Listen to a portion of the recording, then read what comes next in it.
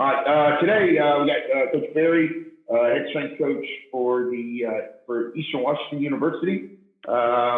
We have 4 strength coaches on today, including myself. I'm the human performance director advisor for 58 South, to the Air Force. We have Darius Decree. He's the head strength coach for the 58 South Air Force.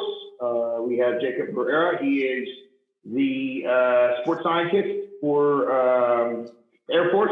And if any of these guys want to go into detail, they're welcome to later on. We have Joseph Boyd. He is tactical strength coach with the United States Special Operations Team. Other than that, we're here to listen. We're here to challenge Coach Barry today and kind of hear a little bit about him and let him just be real, raw, and relevant, how I say it. And I appreciate you, Coach Barry, for giving us your time today.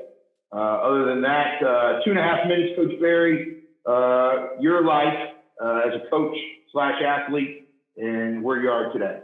You're up. Yeah, I just want to thank you guys for being here. I really appreciate it. Love that that we're able to do this, and appreciate your guys' time. So just quick background on myself. After a quick playing career at the University of Idaho, I joined there as a GA, got to work under a couple of great strength coaches during my time there. Was lucky to move over to Oregon State University in a part-time role, but quickly turned it into a full-time role. Had a bunch of great experiences there, worked with some phenomenal strength coaches, really developed myself just as a technical coach. Got to work with a lot of different teams during my time. After my time at Oregon State, then I went to University of Michigan, where I worked with just a football program there for 3 years. Got fired there. Our whole strength staff got let go, and then was lucky to get the job here at Eastern Washington. This is close to home for me. I love this part of the country. I love our program. I love our style of play, the athletes that we have. So lucky to be here at Eastern Washington. Again, fortunate to work with some great strength coaches that have helped me develop during my time, great athletes to help me develop as a coach. So hopefully I'll be able to give you some of my experiences and help you guys out and talk some good shop today. Thanks, Coach. Real quick, when I started off, what motivates you? When I say that, I'm going to start broad and get specific and break it into 2 parts. What motivates you as a coach? How has it changed from when you started your career to now?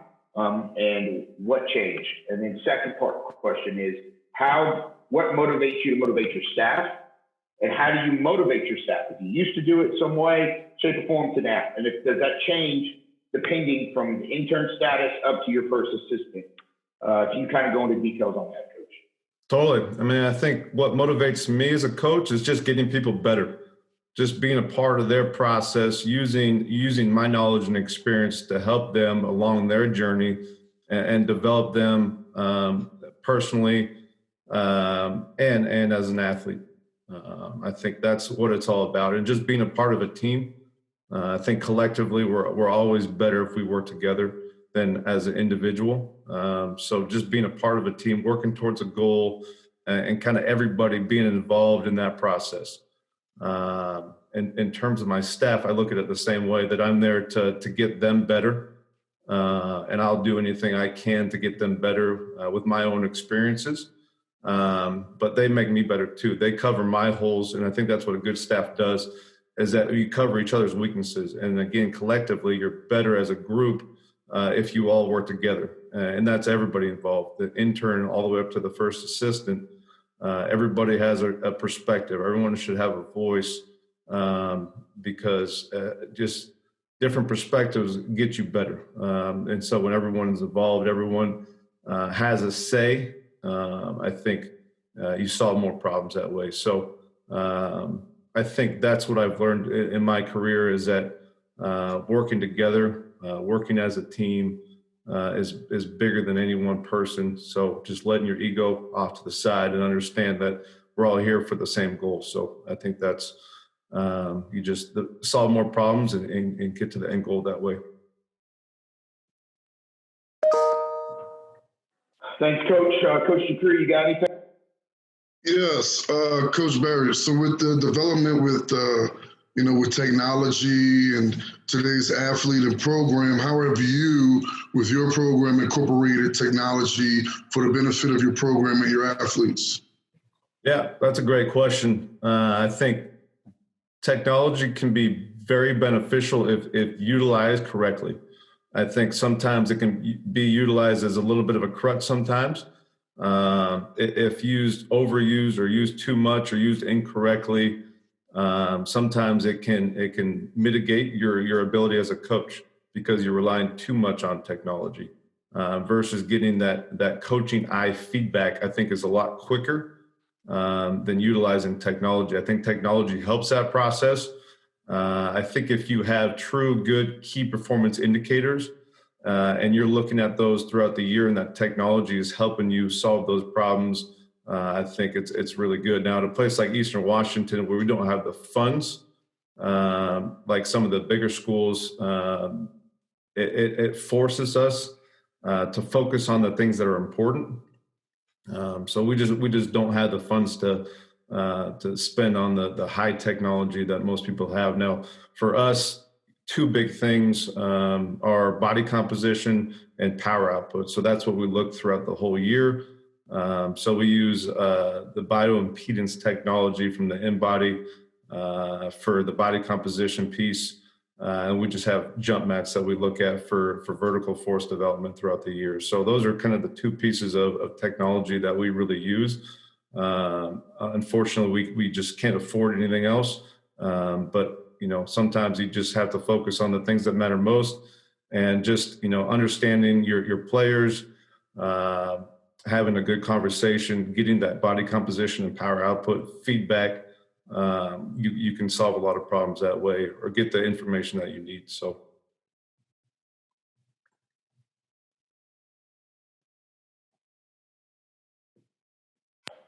Coach Boyd, you got any questions? Yeah, Coach, appreciate you taking the time today. One thing I wanted to ask you was just, about creating buy-in with your athletes. What are some of the techniques and things that you use that have really worked for you over the years in helping create buy-in from your athletes to the program? Totally. I think it all starts with buy-in. I think you always get better results when the athletes are bought in. And they all come from different backgrounds, different forms of training. And so just kind of meeting them where they're at, and understanding that we're here to help them in their process. And no one training is necessarily better than the other. But what we do together is going to be the most important thing. So, obviously you have to have a purpose and you have to be passionate about what you do.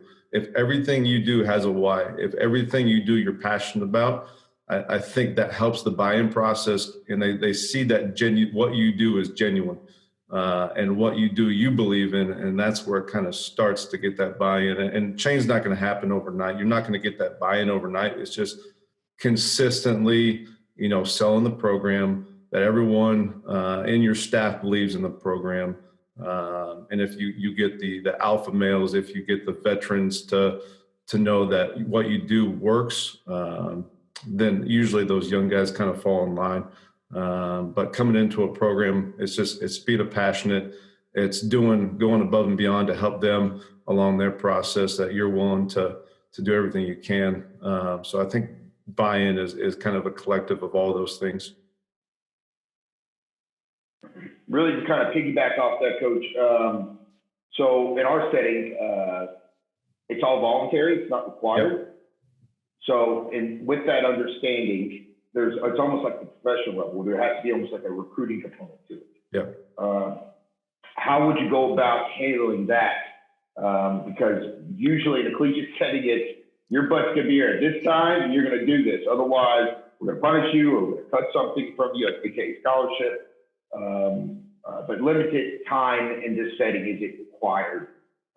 So in that explanation, the one point of their military career, when they come see us, it's voluntary. So most of them don't want to talk to us because they can do what the heck they want to do for the first time in their career, because they're told you got to brush your teeth a certain way, you got to tie your shoes a certain way, and now I have to make a decision. Oh hell, I don't need to listen to these people. So we hit this complex model, and not just with the soldier itself, even with the command, and having that buy-in. So in that explanation, I want to really hear your take on it. Yeah, that's interesting. I think, our summer training is not mandatory. We can't make our summer training mandatory because we don't pay for their summer school. So we, in the same sense, we have to recruit them every single day.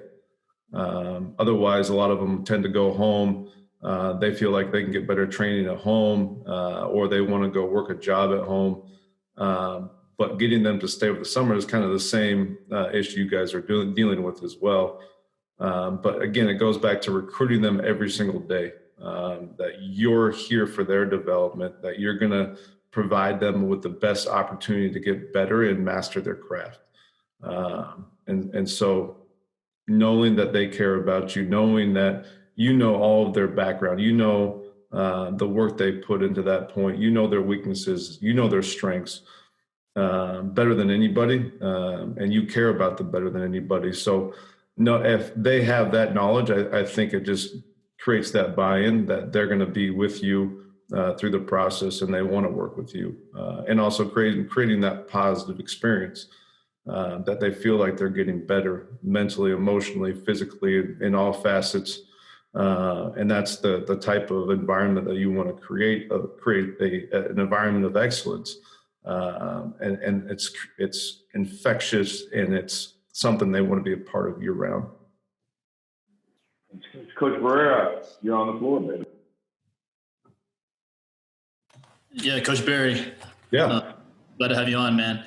Yeah, so I heard you talk about, Darius asked you about the technology, and even though you have low funds, are you using any type of like wellness questionnaire or something that's easy to do that doesn't require money?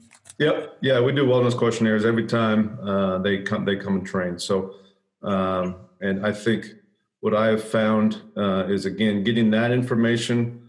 I think just getting their body weight, understanding how they slept, understanding how they feel, just having that conversation, you get a lot of good information just where they're at mentally and physically. And so just simple things like that, I think, again, solve a lot of problems. But yeah, the wellness questionnaire has been big for us. We track that over a year. That's kind of one of our KPIs. So great. Thank you. Yeah. Good question. Coach, question for you, if I can. Yeah, absolutely. So kind of sticking with buying in, everybody here has dealt with those athletes that, dude, I can get away with just pure athleticism. I don't need the weight room kind of attitude. What ways have you been able to really get through to them the benefits of the weight room, the benefits of what we do, both short-term and long-term in their athletic career? Yeah, totally. I mean, you see that all the time. These very gifted athletes that have relied on their physical tools their whole life. And sometimes when they come to college sports, they struggle because they're not the alpha male anymore. They're not the best. And they've just validated themselves through their physical abilities. So I think using those experiences of their failures and helping them come back up, that bounce up helps them along their process, and being there, putting your arm around them when they're having a hard time, and understand, kind of opening their eyes to more than just the physical tools, but it's the mental tools as well. It's the habits, it's the routine that you create that's going to be your success, not just in 1 year, but over your whole career beyond that. It's more than just the sets and reps, but it's having that holistic method that we're going to get you better in all areas. And it's not just physical. In order to be a successful athlete beyond here, if you truly have big dreams and you have big goals for yourself, you have to develop the whole person. So I think if you can get them to understand that, if you can get them, or at least have an understanding of what makes them tick, what their dreams, what their goals are, and meet them along that process, I think that's when you you get that buy-in that you're talking about from, especially from an athlete who has just relied on their physical tools only. Thanks, Coach. Yeah, thank you.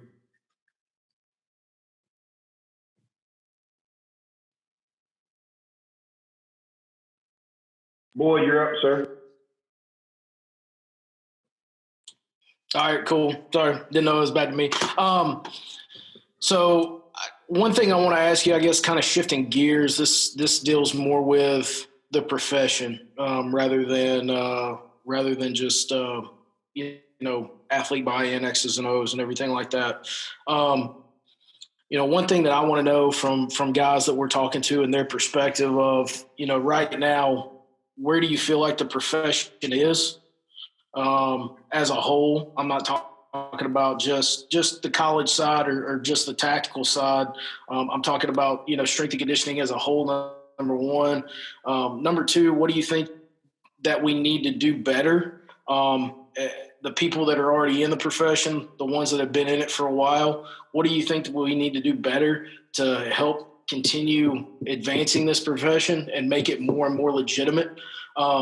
Because we've all heard the arguments, we've all heard the gripes about, hey, how we're undervalued as a profession and everything like that. And I think that it's important to kind of get that out there from people to see where everybody's opinion of where we're at currently as a profession right now and where we need to go. Yeah, totally. It's a loaded question. And obviously the landscape we're in right now with the coronavirus, I think is going to change a lot of things in the future. I think it's going to condense staffs, make staffs smaller, which can be very beneficial in some ways. It's going to make communication a lot better.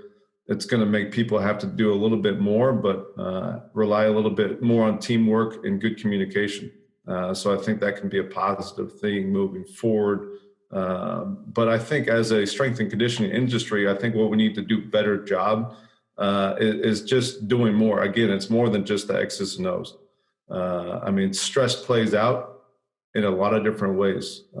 So if you have good knowledge on recovery, sports science, nutrition, psychology, I think being more knowledgeable in all of those areas helps you be a better strength coach, helps you solve more problems. So I think we need to be more well-developed in the strength and conditioning. I just have another skill than just being a strength coach, bring more to the table than just being a strength coach. And I think, again, we focus just too much on the sets and reps, where sport performance is a lot more than that. So I think that's what we can do a better job as a collective group moving forward. Good answer, Coach. Thank you. Thank you. Coach, real quick, I think this has been a hard thought process for me in the development over my career. My coaching style has changed from day one when I stepped in as a strength coach, as a GA, or as an intern even, to today. I used to be, as I say, full of piss and vinegar and scream, and not in a negative way, but try to create this atmosphere, not even knowing my atmosphere. And for me, I've come to the process of getting to know people, understanding how they respond.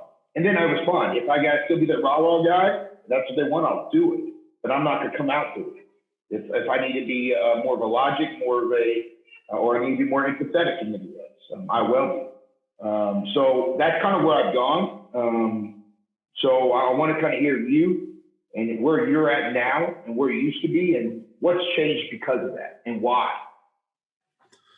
Totally. I think being positive and genuine is always a great starter. I think most people, when they first start in the industry, they kind of follow their mentor's style of coaching. But being genuine, having your own style, I think is most important, because people see through the fake. Like if you're fake, people see through that, especially your athletes, really quick, and you'll lose them if what you do is disingenuine. So I think being positive, being who you are naturally, is always the place to start. But definitely having an iron fist, but also wearing a velvet glove, because everyone's different.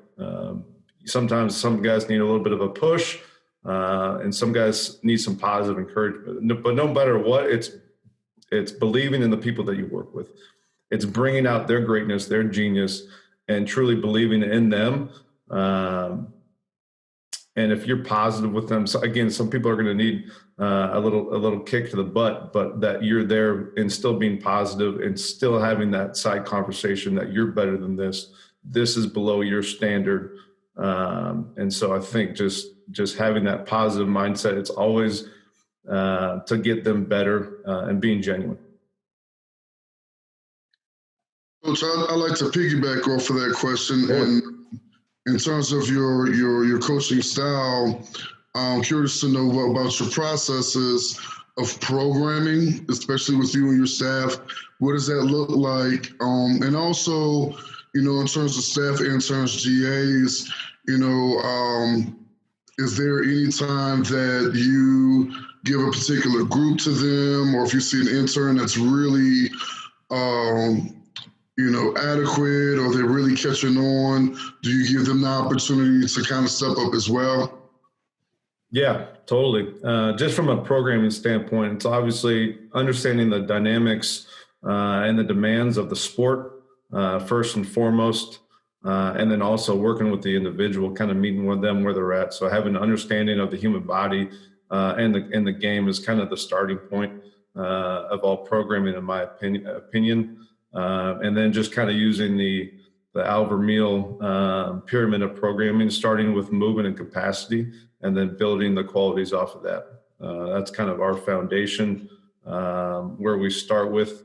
But in terms of just people in the staff, we have one full-time assistant, 3 GAs, and then we have about 5 to 6 interns every quarter. So our GAs do a lot of work with kind of our upper end sports. So we need to bring them along and help them with programming and development. So that's been a big part of my journey the last couple of years, is just helping them, teaching them how to program, and then letting them go from there. But if they can teach, if they can get the athletes what they need to do from just a teaching perspective and a quality perspective, the programming takes care of take care of itself, really. So that's always my first foundation, is teaching them how to teach, teaching them how to get their athletes to buy in. But yeah, and then if there's an intern that's really good, that's kind of earn the right, we give them a team that's kind of the smaller end team, maybe a cheer or cross country, to help them along their career. It helps us out if they're qualified and they've earned the right to do so. Then they get the opportunity to train a team themselves. So that's just kind of the foundation of how we program, and then how we let our staff do it. We're up. So yeah, piggybacking off that one. So what are you doing? So I know a lot of small schools, me being a former strength coach at a small D1 school, didn't have a lot of time to be like out in the field and like training other than in the weight room. Yeah. So what are you doing? So I'm sure football is getting sprints and agility and change direction work, but what are you doing with other sports like baseball and basketball that are other than just in the weight room? Yeah, I mean, I think just getting them out of the weight room, again, I think sprinting can benefit any athlete, just from the physical quality of it, not necessarily from the technique of it. Obviously, it's going to help a football player more than a golfer, but just getting the training effect from sprinting can be very beneficial for all athletes. So I think sometimes we just get so bogged down by being in the weight room. And that's a great time about this period of time right now, is we get so closed-minded because we're stuck in this box. But getting outside the box and using different training means helps every athlete, not just football, but the golfs, the court sports that sometimes don't get that intensity that you get from speed work, or the volume that you can get from good tempo training. And so I think that is very, very beneficial for all athletes. So getting them out of the weight room, like you said, getting them into open field, doing those things, I think can only help. Coach, what philosophically over the years, obviously every coach lives and dies by maybe a set of barbells and dumbbells, and we're good in so many fashions or ways. As I've advanced in my career, I know kettlebells are essential in my everyday. I freaking love them. I use them in every which way because of the rotary piece of it, the stability piece in it. There's so many aspects to it. So what pieces of equipment have you seen over your career that if you had unlimited budget, you could do whatever? Yep. Are you crucial and essential? Hey, I need this. I would like this. It could be from technology to just cold steel. What do you see and what do you like? What do you see as a good need for your day-to-days? Yeah, I'm right there with you, Justin. In terms of the kettlebells, I think it's fundamental for athlete development, just from, like you said, the stability piece, the strength endurance that you get out of it. It's one of our teaching tools that we use. So we love the kettlebells. I think that's necessary for everybody. There's just the versatility of it is phenomenal. I also just love other pieces like landmines, sandbags, that just offer something different than just being on the rack and doing your Olympic lifts. And I mean, those are kind of the meat and potatoes, right? The squats, the Olympic lifts that we do on the rack. But the accessory work that we can do with landmines, sandbags, kettlebells. We also love the Kaiser cable machines for athletic development, especially rotary sport athletes. So those probably three things: the cables, the landmines, and the sandbags is something we utilize a lot. Just from the core, just the dynamic movements of them, it just allows an athlete to be more athletic than just such a closed chain, like everything just being closed chain exercises. So. Thanks, Coach. Yeah, I'm always curious to see what people see and take. Next piece to it. So in a room, if you got to build your own weight room, let's put a limit on it. We'll say it's 10,000 square feet. In our settings, it's pretty crazy. One group is currently building like a 65,000 square foot weight room, but we'll just give it 10,000 square feet. What essentials do you see that you would need in there for your day-to-day? It's already talked about kettlebells and stuff, but what are other things you'd like to put in there if you could? And how would you lay out the room to fit your needs most efficiently? Yeah, I mean, space. I think space is just sometimes weight rooms just get so cluttered. Just having open space for all of your movement, like I was talking about with Jacob, just getting them to do more dynamic exercises that makes them a little bit better of an athlete is super important. Wall space, I think wall space that you can utilize for your plyometrics, your med ball work is essential. And having, like we talked about, different tools, not just the racks, but other tools in there that are going to continue to develop your athletes. A great recovery area. I think recovery is a major part of the puzzle in the energy management. So ability for them to do their soft tissue work, their tempering, whatever it may be, their mobility work, having that area. And that just goes back to open space. So just a dynamic room that allows you to do a lot of different things so you can utilize your large toolbox. If you just get bogged down with racks only, again, you can only get so much out of your strength and power development. You have to develop the total athlete. So that encompasses a lot of different things. Obviously, be good at what you do. Quality should always be the driver, but also have a large toolbox. It keeps things fresh. It makes them more dynamic. So I just think you need more tools for total development of an athlete. Thanks, Coach. I appreciate it. Yeah, Boyd, do you have anything else to say? Boyd, do you have anything else to say? Oh yeah, he touched on. You just touched on recovery as part of your, as part of being a piece of the puzzle. How much of a premium do you put on it within your program, and communicating that to your athletes? And then number two, what are some ways at getting your athletes, specifically probably your younger athletes, not guys that have been in the program for a while, because as we know, the longer individuals in the program, the more they're going to buy into it, or at least be forced to buy into it a little bit. And with buying in, coming understanding of why it's important, things like that. But more specifically, people, your freshmen, the guys that haven't been maybe exposed to, you mentioned tempering, guys that are coming in that don't know what that is and what that's about, what the benefits are, or anything else that you do that people may have not seen, what's your way of getting guys to buy into that? And then, what kind of premium are you putting on that within your program? Yeah, I think it's almost under, I think it's a huge topic, but we try to get athletes as soon as they step on campus to buy into recovery, because to me, it all comes down, especially towards the back half of the season, it always comes down to recovery. Recovery to me is just energy management. And once they feel what good recovery, that good routine, those good habits can do for you, not only from day to day, from week to week, but over the course of the season, I think they just get bought into it. I think you see that the best teams that have the best habits sustain a high level over the course of the season. It's the ones that don't tend to break down in the back half of the season, and their performance decreases. So getting them to have the habits of, as soon as they're done with the workout, getting in the cold tubs, rolling out, doing that extra stretching and mobility work, coming in, especially for the big guys, doing that extra tempering work.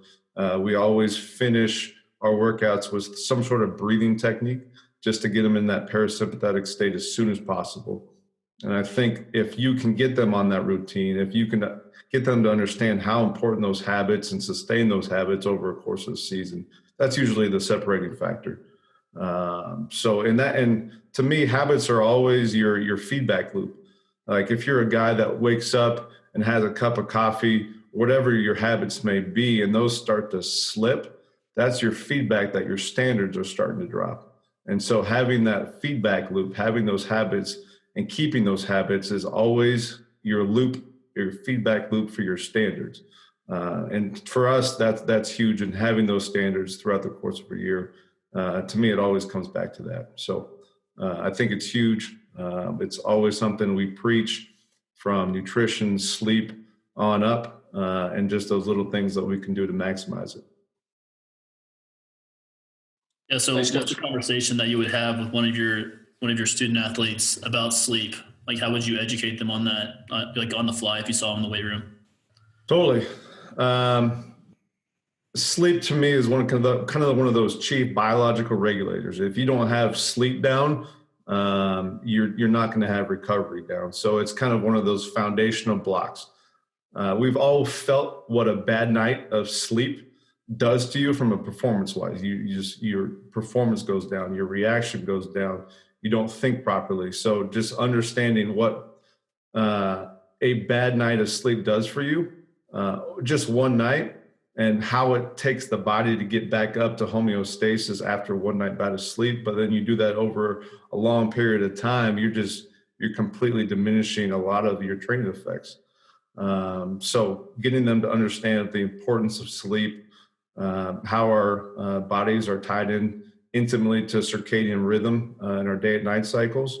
And just once they know what a good night of sleep feels like, trying to get them there over and over again is so important. But just getting them to understand all the benefits that you get from sleep hormonally, your response to training, your performance outcomes, I think is huge. Coach, question: what are some methods or your programming like? Your differences between your freshman athletes, say football players, compared to your junior, senior vets? Totally. Yeah, and we have our freshman program that we're just focused on foundational things, like we talked about, movement and capacity. So getting them to move better. Fixing any issues that we need to fix as they come in. But it all starts with the core for us and stability. Like Justin was talking about how important kettlebells are. That's a big tool we use with our freshmen. Just having that work capacity, that stability factor, that core strength factor is kind of our starting point. And kettlebells are one of the tools we use most. And so that's huge for us. And then also understanding that everyone's different, that we're not going to apply the same exercise for everybody. We're going to try to make it a program that fits every person the best we can. And luckily we have a good staff where we could do so. We have a facility that allows us to do a lot of different things. So try to train them individually as possible, obviously dependent on their position and who they are, just in terms of their mechanics, what's going to be good for them. So I think it starts just holistically, making sure they move well, make sure they have good core strength, good stability. Foot and ankle development, I think, is underutilized. And then after that, then we kind of start to train them as best we can as an individual and as a position. So that's kind of where we go after their freshman development.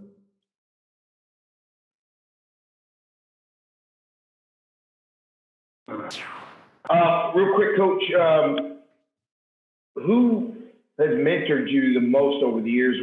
Who do you see as kind of your resource today when you really dive into for information in any aspect? And why and what aspect is that that you really gather and drive from? Yeah, I think starting with my boss at Oregon State, Jeff Macy, worked with Al Vermeil for a long time. So having that as kind of my foundation as a technical coach was huge. And I think Al Vermeil is just one of the phenomenal coaches out there. So just kind of having that underground knowledge has been big for my career. Next, I got to work with a gentleman named Fergus Conley when I was at Michigan. Lucky to call him a mentor and a friend. Those guys have probably had two of the biggest influences on me as a coach. Jeff Macy really is probably one of the underrated strength coaches, just as a person and as a strength coach. He's just phenomenal. And Fergus has opened my mind up just to a lot of different things and has made me a better holistic strength coach. So those two guys have played a huge role in my development and lucky to call them friends and mentors. Thanks, Coach. Boyd, got anything else? No, I'm good, man. Okay, awesome. I think last thing I want to ask, Coach, is if you were going to today leave Eastern Washington College Athletics, yep, and come in the tactical setting, what are some things that, from your knowledge from outside in looking in, that you know or you're confident would work in this setting, and why? I think there are a lot of similarities between the two. But I think it all goes back down to, I think foundationally is buy-in, is getting them better holistically. Again, not just with sets and reps, but making them just a more durable individual through a lot of different means. And then just working together as a team. I think there's a lot of things we can take from the tactical world and bring to sport and vice versa. I think they're similar in areas. They're not the same by any means, but they're principles that work. And I think what we talked about earlier, buy-in, recovery, making a healthier individual, I think always makes a better individual. So I think it starts with health. Getting them to buy into those things is huge. So I think fundamentally those principles would apply in both areas.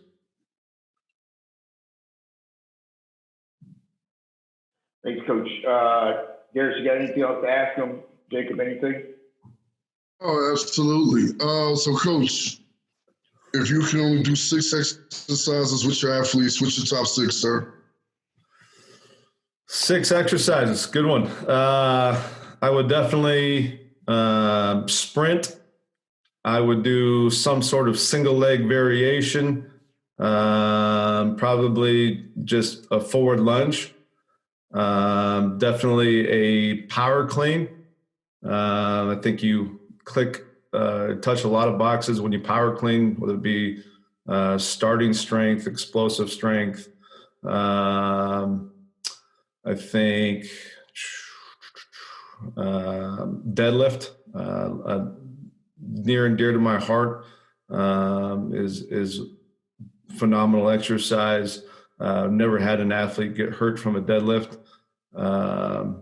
So I think that would always be in the program. Pull-ups and probably overhead presses would probably be my 6. Coach Barrera, anything else? No, I'm good. Thank you. Okay.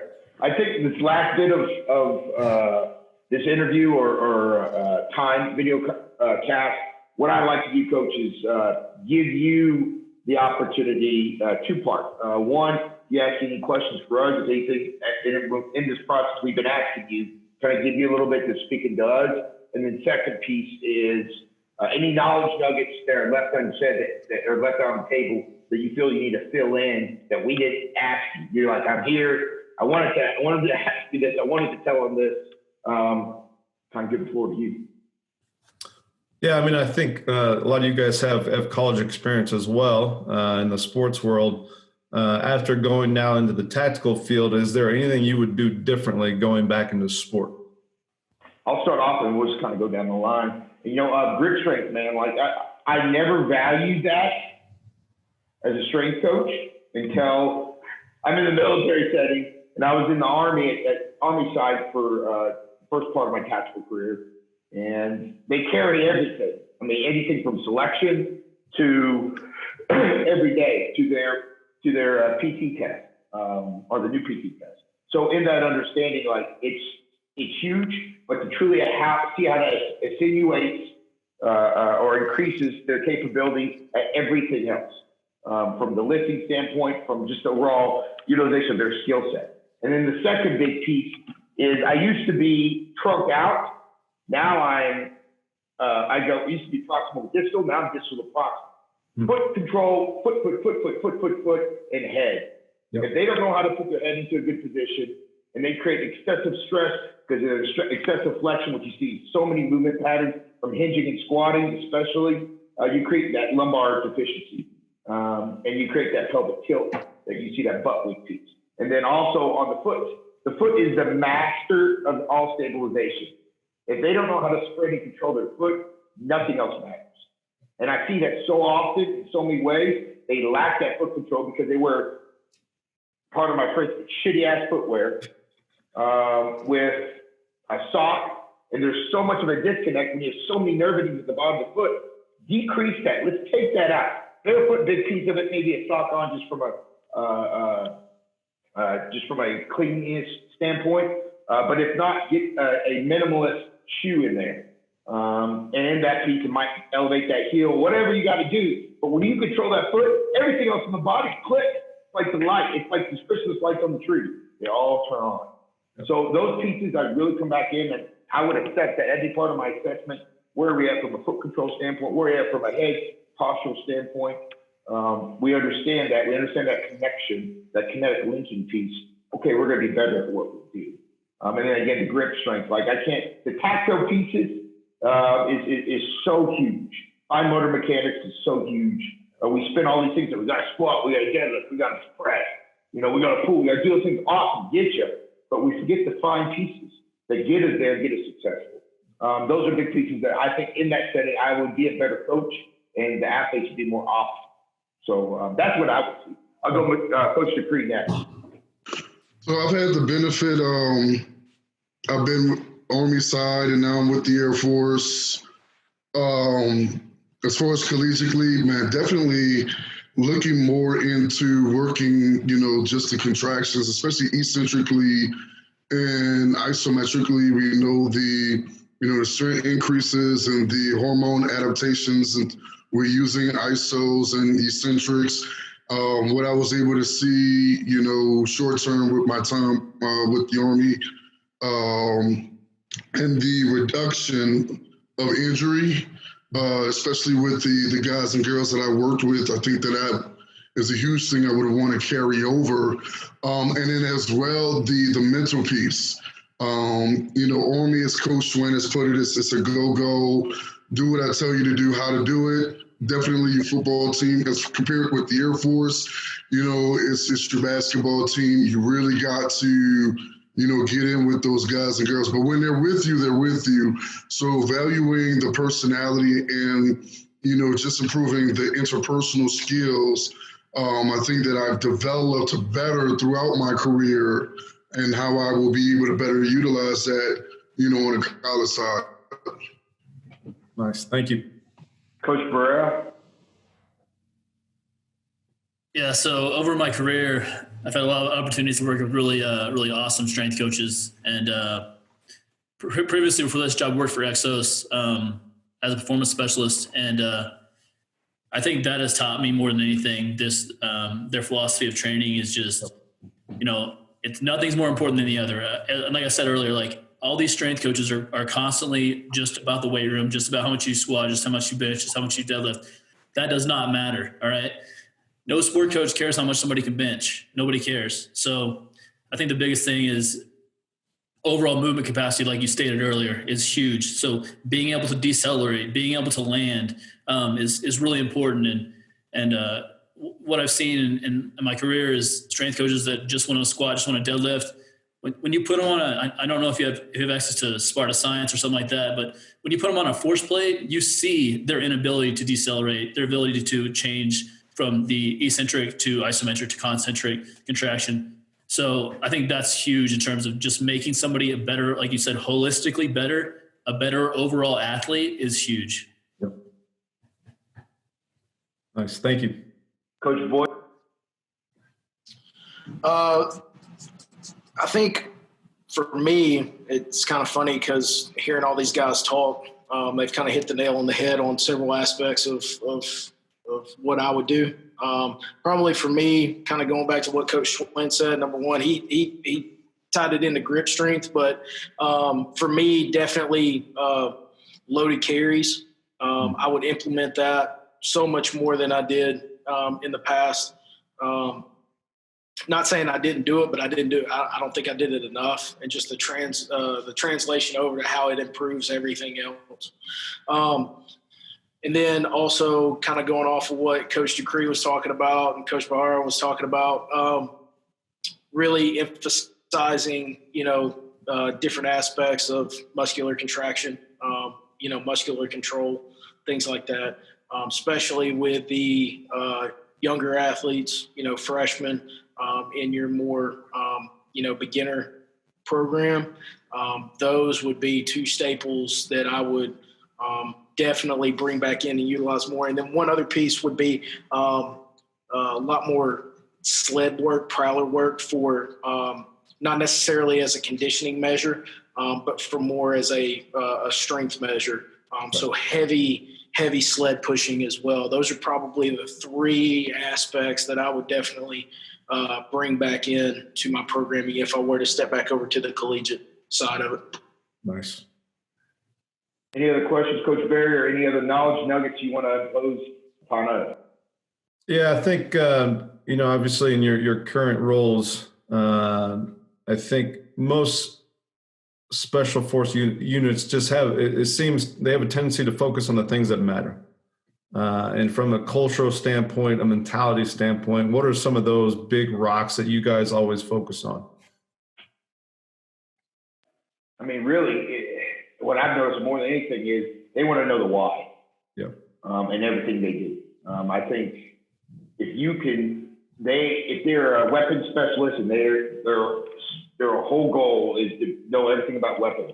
They know the why of the weapon. If they're a comm specialist, they know everything about comm. They got to fly. They know everything about what's in front of them. In the training aspect, same thing. When they come to you, they want to know the why. So be prepared to have that why. I guess it necessarily in college you can more so say I do this because I told you so, and here you better have an understanding. Yeah. And that's great. That's the kind of person I am anyway. I want to know the why of everything I do. I don't want to just do it because that's what we do and we get better. Like that's not it. Like there's so much more to it. anecdotally, and I think just from a structural standpoint, and within the system of approach.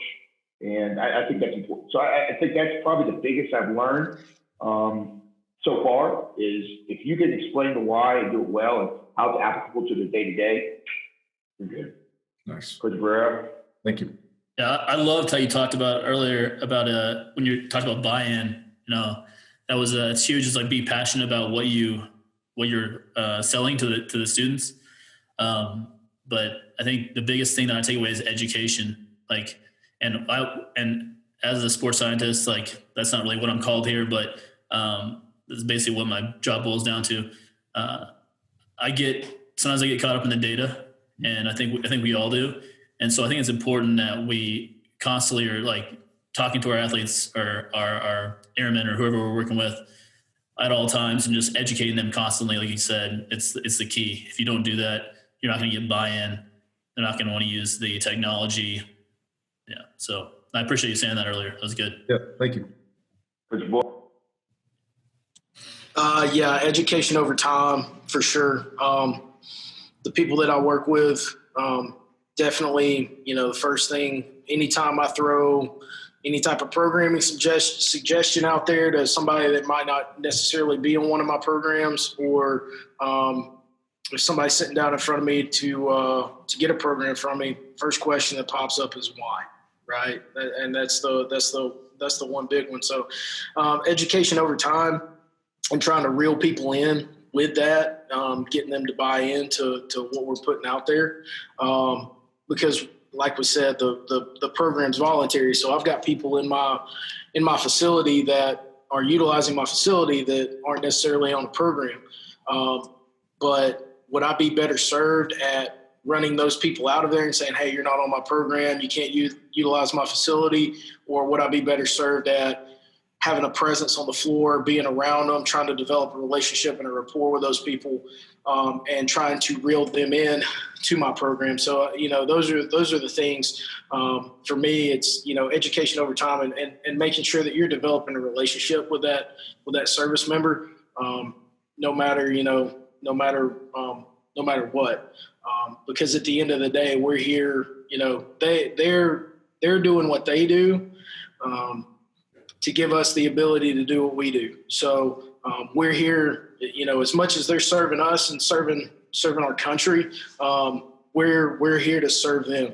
And so the big thing is, I want those people in my room. I want those people on my program because I know the benefits and I know I can make it better.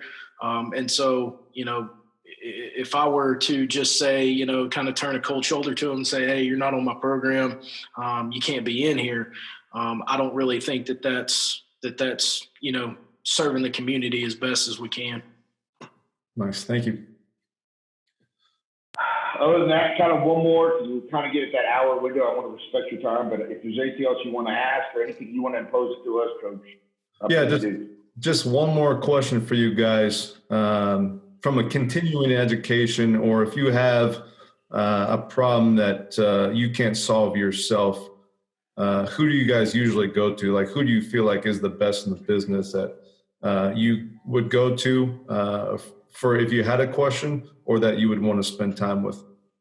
So I'll start off real quick. I got really three parts to that. I got kind of the past, present, and then I got the sports medicine side. Past, like you said earlier, Coach Verbill, he's like a godfather to me. He's done it all. He's been through it all. He knew Charles Poliquin, Charlie Francis, all the guys. All of them. So reach out to him still. Actually, I did a VTC with him a couple weeks ago. But he's it. Like, he is our industry. He's the one that did all the things. So that's kind of past and kind of seeing what his thoughts are in philosophy. They're pretty simple and pretty awesome at the same time. And then present, definitely seek out Yancey Ignite with the University of Texas. Yancey, I think he understands the whole system, systematic approach to training. He knows kind of how all things need to click, and in that he empowers everybody that works with him. He doesn't have anybody that works for him. They will all work with him. And I think that's important and a staff, and he does it freaking awesome. So if I ever hit a bump in the road, I'm hitting up Yancey. And then I guess on the sports medicine side, I got a good relationship with Kelly Starrett, and I'll reach out to Kelly. Dude's like, not only is he a genius, like literally, you got to see something one time and never forget ever, ever, ever. He's got one of those photographic memories, but he sees everything in such a complex model, and he can spit it out to a dummy like me in such a simplistic way that I understand. And I just like, it's just a great relationship, and he's awesome. And to kind of combo that, Donnie Thompson too. Donnie's also that guy that like, Donnie and Kelly are just like, those are the dudes. Even though they're not in necessarily strength and conditioning, they see it, they understand it, and dude, they're the dudes. I owe so much of what I understand and where I'm at because of those two, just because of just the knowledge they've imposed on me, and I'm grateful for that. So those are my guys, Coach Barrera. Yeah. So my boss, I'm not going to say his name because this is my first podcast to be on as a co-host. So, but maybe I'll say it in the future. But definitely my boss, Adam Ringler, is somebody that I've always reached out to in terms of like sports science stuff. He's great. Callie Williams, in terms of the strength conditioning, she worked with Justin at University of South Alabama, and was my first mentor in strength conditioning. Now she's out of strength conditioning, but she's still a big mentor of mine. And then Justin has always been a mentor. So those are the ones. Awesome. Thank you. Coach. So mentors for me, Schwinn's a big one for me. He's been a great friend. We've known each other for 12 years now. Just been close kind of through that whole process. So he's a huge mentor, and the good thing about him is he knows everybody. So if I don't know somebody, I can typically get his opinion on where to go from that standpoint. If I need to find somebody, the good thing about where we're at and where I'm at right now is we have a lot of resources. So from like a continuing education standpoint, for me, if there's something that I really want to dive into or I want to learn, I have the ability right now to go do that. I've got the ability to go find that person and to go learn from them, which is something awesome and that I've never had in my career. So I plan on taking full advantage of that. As far as, if we're getting into more of our, kind of life and family as a coach and things like that. My mentor, the guy that I worked for or started out with under as an intern, Ben Pollard, he's one of the guys that I'm always going to reach out to. I was an assistant at Stephen F. Austin for a couple of years, a few years back, and my old boss there, Dan Eason, he's another one that I'm going to reach out to when it comes to just the life and family aspect of it and kind of basic nuts and bolts, X's and O's. And then another really good friend of mine who's a mentor to me, kind of just on a personal level, navigating stuff, not necessarily on a continuing education or anything, but I can learn a lot from him because he's got the ability to utilize technology and a lot of different tools within his setting is Mark Mitchell, who is the director of men's basketball performance at SMU.